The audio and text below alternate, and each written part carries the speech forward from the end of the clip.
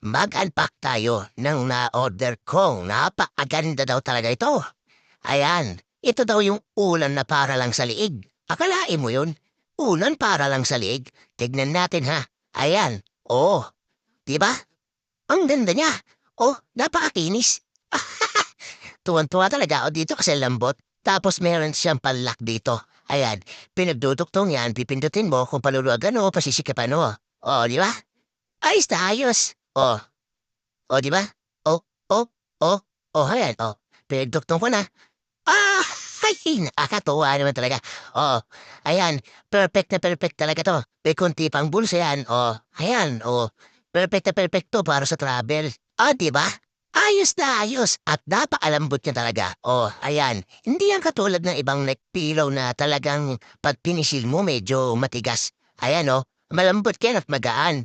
At napaka-presko niyan pag sinuot